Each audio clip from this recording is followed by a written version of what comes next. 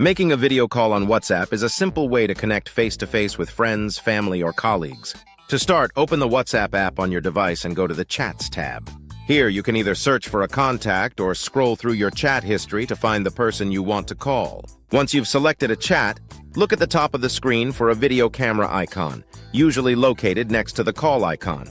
Tap the video camera icon to initiate a video call. The call will ring on the other person's device, allowing them to answer and start the video chat.